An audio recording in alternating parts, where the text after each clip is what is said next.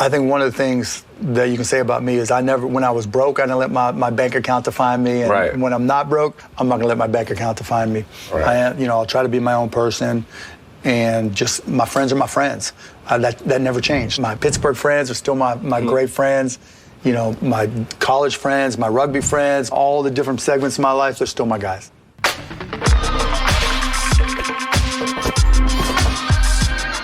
What's going on? What up, CP? How the thing? Good. How you doing? Good, man. Thanks for having me. Man, I appreciate you. My pleasure. Appreciate you coming through.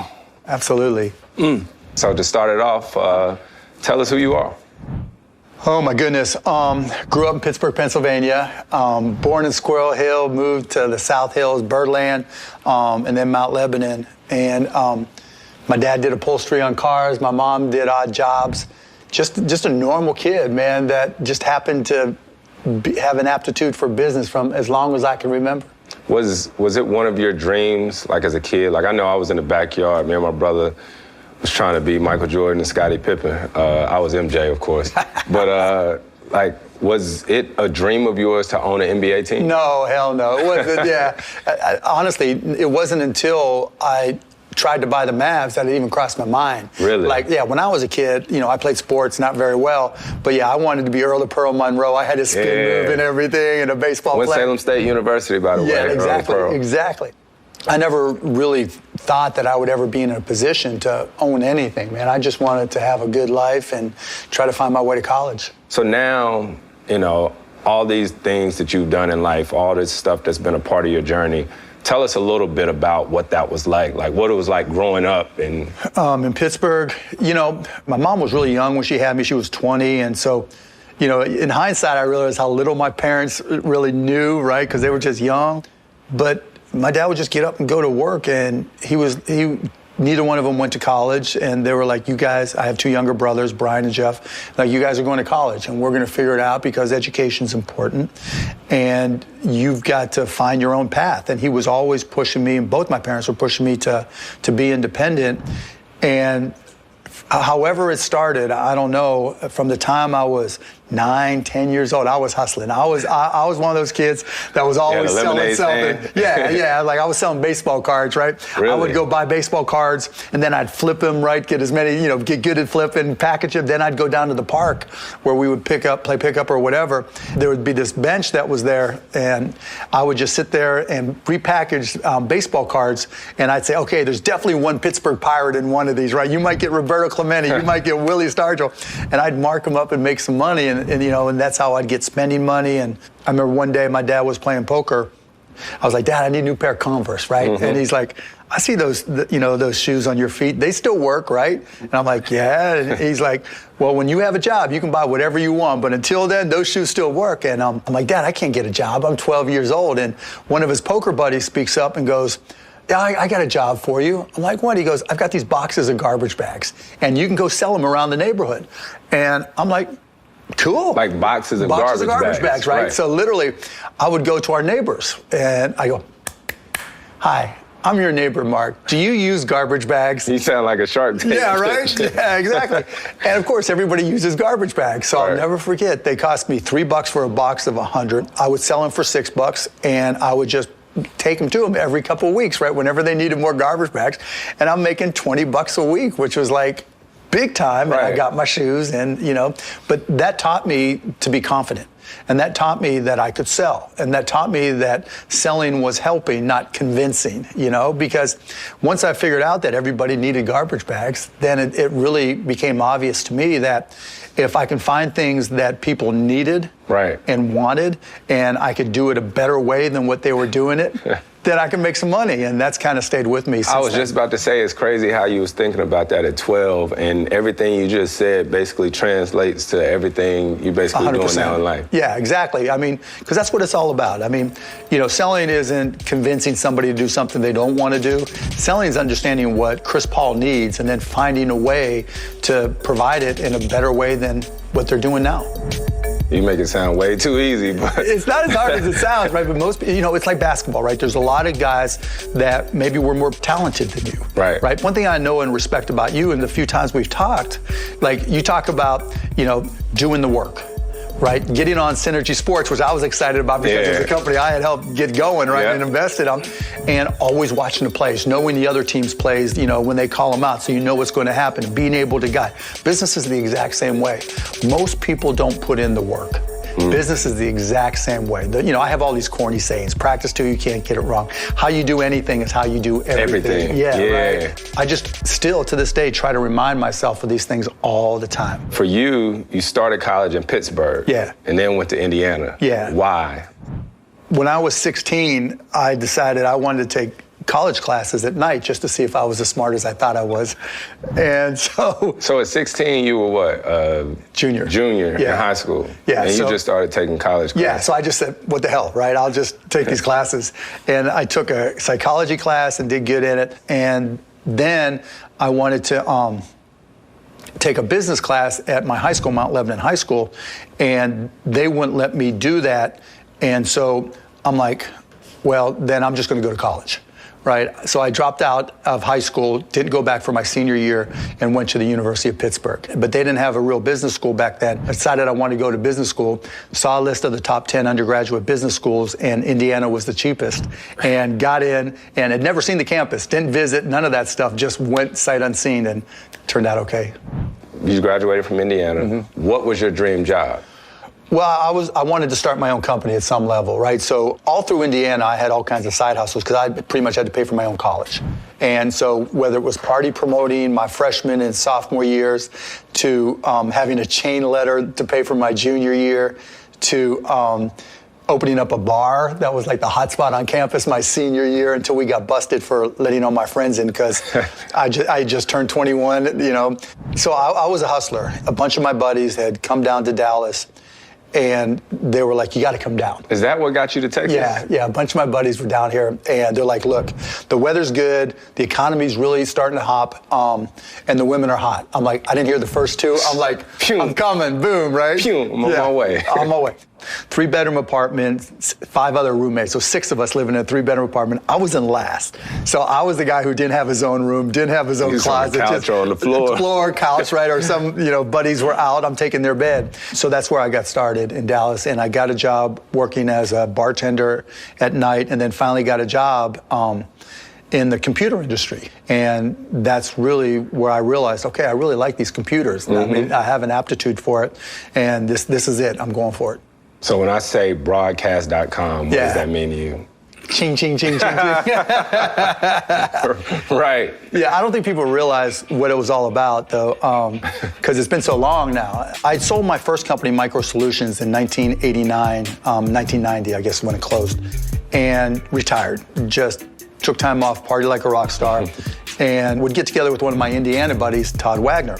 And one day he's sitting down, it's late 1994, early 95, and he's like, look, this new internet thing, there's gotta be a way that we can use it to listen to Indiana basketball. Because we're in Dallas, and this is before you could get it with DirecTV or cable or whatever, right? And I'm like, okay, let me see if I can figure it out, because my first company, I would write software, taught myself to write software, did networking wider, so it was a perfect fit to figure it out. So I bought a Packard Bell computer, putting it in the second bedroom of my house, connected a radio to it, and we just started working with different software. Didn't write all the software, but wrote enough to get it up and running. Next thing you know, we started this website called AudioNet, worked with the local radio station, KLIF. I set up a VCR, an old school VCR, next to their radio station. I would record it, take the VCR tapes, encode it, put it on a server in the second bedroom of my house, and then just email and go online and tell as many people, look, if you want to listen to Dallas sports and stuff, come to the site called audionet.com. Blew up immediately. 3 years later, it turned into broadcast.com. We added video. We went public. It was the biggest first day IPO in the history of the stock market at the time. And we were YouTube. I mean, literally, hundreds of internet radio stations, hundreds of radio stations, TV stations, streaming. Like, we went and got the rights to North Carolina basketball, and we were showing online Michael Jordan mixtapes and stuff like that. Once you get that, it's a wrap. Yeah, right. And so we just blew up. And then Yahoo came along and bought us and paid us, I think it was $5.7 billion in stock, not in cash. So then I had to protect the stock that I got, because fortunately I did this thing called hedging, and it protected me when the whole internet bubble burst, and that allowed me to turn it into cash. And then a couple weeks later, I was trying to buy the Mavs. Yeah, so on to that. So all of the stuff that you were doing in technology, computers and everything like that, why the Mavericks? Well, I was a season ticket holder, right? But I'd been going to Mavs games since I got to Dallas. But in the 90s, they were really bad. And literally, you could buy a ticket upstairs and just walk down and sit in the front row, right? Because there was nobody there. And even though we were awful, it was the start of the 99-2000 season. I was there with my girlfriend, now wife, and the place wasn't sold out, you know. And so you're a season ticket holder in 99-2000. Yeah. Right, and where are your seats at? My seats are right by the Mavs bench. Where you sit most of the time? Closer, Okay, yeah, a little bit, yeah, 2 rows back. I was into it, right? And then there was nobody there. And I remember... Even then? Yeah, there was nobody there, right? Nobody. It was opening night, and the place wasn't sold out, and this was in the old Reunion Arena. And I'm like, I can do a better job than this, right? And then it hit me, ding, ding, ding. Now I can afford this stuff, right? Right. You know, so I talked to my ticket rep, a guy named Mark, who then connected me to Mark Aguirre. And Mark Aguirre was working for Ross Perot Jr., who was the owner then, and he connected me together. And the season started like beginning of November, end of October. By January 4th, so only 6 weeks later, give or take, I owned the Mavs. What? Yeah. No. Tell me, you rewind. You don't just sit at the game and then 6 weeks later, pretty much own the. Yeah. I like that. And what's crazy for me is around then I was 17 years old. And I'm a high school basketball player. And I'm telling you, man, like my senior year in high school, even like when I was a freshman at Wake, like I loved everything Dirk. Yo, yeah. Everything Dirk was the man. Yeah, I used to like turn my feet in on my free throws. You remember when Dirk used to shoot free throws like that? Yeah, a little knock knee. Yeah. I used to do that for a little while or whatnot, just so I could shoot like Dirk. And I tell you, even to sit here and have this conversation is so crazy because I remember when you bought the team and I saw you like this, right? Yeah. Seriously, I think at some point we all thought that someone buying a team or something had to have a suit on and all this different type of stuff. And to see you today the same way you were then, I think says a lot. You've always genuinely been a fan of not just your team, but the game. And that's dope to see, man. Yeah, I mean, because it's for all of us, right? Yeah. And I always say, I don't own the team, I just handle the finances, but all Mavs fans everywhere own the team. That's what makes basketball, or all sports, right, so much different than traditional businesses. Look at Apple, right? Multi-trillion-dollar market cap. No one's throwing a parade in Cupertino when they have, you know, a super quarter. Right. There's not a whole city that gets on fire, right? When you're moving, like when you guys, you know, with the Suns last year, just coming out of nowhere and bam, getting to the finals. Yeah. The whole city's on fire. It's a great point. Yeah. Shark Tank. Yeah. What was the pitch to you that got you involved in Shark Tank? It was like, we're doing this business show, right? Do you want to come on as a guest? And I'd watched the show. And I'm like, okay, you know, it was on ABC, and it was bouncing around, right? It wasn't on any one night. And I'm thinking, all right, I'm going to go on, and I'm just going to blow them up, right? Because they're not going to see me coming, and this is a business show, and it's okay, right? But I don't think it's going to last. So I'm just going to, this is, you know, primetime network TV, and I'm just going to mess with everybody. So I get on there and just tear them all up. They had no idea what was coming. But all of a sudden, you know, like it did in other countries, Shark Tank starts to take off. And, you know, from what it started as me just having fun to what it's become, which is a way to educate families, kids about business and really get kids excited about entrepreneurship. That's what got me really to stay with the show. We be locked in. Locked in. It's the coolest thing because, like you said, it's not just for adults, right? Yeah. Like my whole family, my parents, my wife, my kids will be sitting there watching, you know, and there are products that we buy now all the time that came from. As long as they're my deals, I'm good with that. Right. So, but for you, you done heard hundreds of pitches, like maybe thousands of pitches in trying to figure out all these different deals or whatnot. What would be your biggest advice to an entrepreneur, somebody trying to start a business? Well, you know, first know your business, right? I think people will always stop me and say, well, I want to start a business, what should I do? And if you don't know, you're not ready. Right. You know, you've got to have something that you're good at. And if you're going to do it, you got to be the best at it. Because I'll tell them, look, if I come in and compete with you, I'm going to kick your ass. Are you ready to compete with me? Yep. Right? And you've got to work like there's someone working 24 hours a day to take it away from you. You have a website that lists all your different businesses. Yeah, right? MarkCuban.com. Right. Yeah. All your different businesses and all, because do you have like a separate company that's just for like Shark Tank? No, right?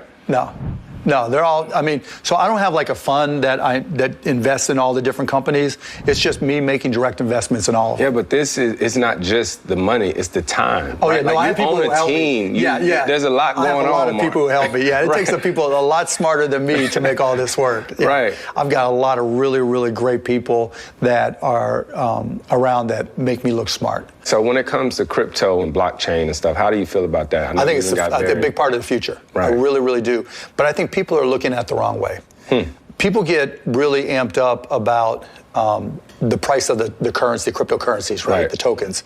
And they think that's really what crypto is, but it's not. That's the noise, right? The signal is, if I were going to start a business, how can I use this new technology to give myself a competitive advantage and disrupt an industry? And so, to give you an example, is NFTs. Right? Everybody's all amped about NFTs, and you see guys with their Bored Ape Yacht Club. All day long. All day long, right? And it's a collectible, just like anything else. But to me, NFTs are just a proof of concept and an example of how smart contracts work. When you go through the process of creating an NFT, one of the things they always ask you is, what's your royalty rate?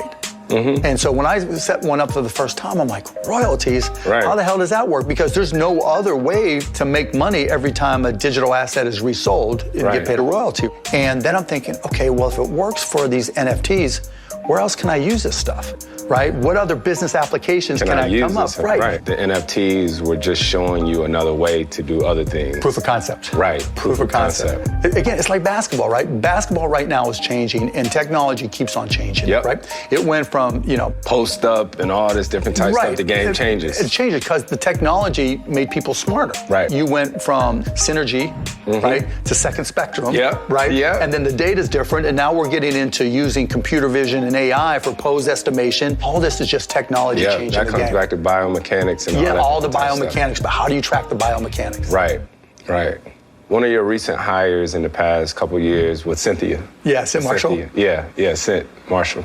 Yeah, she's a machine. I mean, she's a force of nature. She's amazing. We had some challenges that we went through 3 years ago, and I hadn't been connected to the business side of it. I was always on the basketball side, and some things went wrong, and I had to own up to them. I needed somebody who could come in that understood how to turn the culture of an organization around. And she has just been a superstar. She don't play either. No, she don't play. That's her. Yeah. She says that all the time. I don't play. I don't play. But that's who she is. And she changed the culture. She changed the organization. Diversity and inclusion is a tough topic. Because a lot of people look at it as just being about a checklist. And what I've learned, particularly from her, is that it's not about checking the boxes. It's about being pragmatic and doing business the right way. Because what I learned from her is when we bring people from different communities, that opens doors into those communities, right? And so, like, Dallas has the 6th largest Indian population in the country. I didn't know that. Did not know that till you just said that. And so you want to find people from that community to sell into that community. You want to find people of color who can connect, because I can walk in there, and people who look like me can walk in there. Yep. I'm not going to have the same impact different. or have the same understanding. And she already knew that, right? She knew how to not only understand it, not only recognize the impact, but how to deliver it. And that's what makes her special. And she's just got that energy and that vibe and that love that comes out of her. Genuine. It's unbelievably 100%. genuine. So I didn't know you for a while, Mark, and I didn't even know that you had kids until I seen you on TikTok. I seen you on TikTok. I seen you on TikTok with your daughter, man. And to tell you the truth, because I've done a few with my kids, you know what I mean? And I'm telling you, man, I done seen you win championships. I done seen you win big games, but I don't ever think I've seen you as happy as you are when you're on those videos with your kids. If I can get them to do them every day, twice a day, I would do. Man. I don't care how embarrassed I get by them. Yeah. It's fun, right? Yeah. Because, I mean, you know now, they're the joy of my life. They're everything. And, you know, it took me a while to realize that because, like, when they're really, really little, Right. you don't really appreciate it. Yep. But once they became real people, you know, there's just nothing better. And if I had a choice between just spending time with them, it's like I tell people, the most precious word in the dictionary for me is dad. You Yeah. know, when you hear your kids call you dad, Yeah. there's only one way. There's only 3 people in the universe who can say that to me, Man. and those are most important. All that we talked about, you could see you was into it, but when I brought up your kids, man, you about jumped out your seat. You jumped out your seat. And it's scary too, right? Because, you know, you had to work your way up, and and it's your success in a lot of respects. But then it just terrifies you, you know, because your kids can't copy that same path. Right. You know, as much as you know your path and I know my path, and it's not going to be my kids' path. They've got to Right. find their own, and it different. scares me because I don't want them to grow up to be entitled. Right. You know, I don't Right. want them to take everything for granted. I want them to feel some of that. You have to work for it to get it. Yeah. And you know, but they ain't dumb. They ain't dumb. No, they know what to look exactly, like. you know, who paid for the house and how. You know. But that's the challenge I think that a lot of us face, man. And I'm just grateful to sit down and talk to you all these years, man. We I never know, talked right? this I long, know. man. So, It's Mark been Cuban, great. thank you so much. Appreciate you. it, Yes, CP. sir. Yeah, Thank you. absolutely.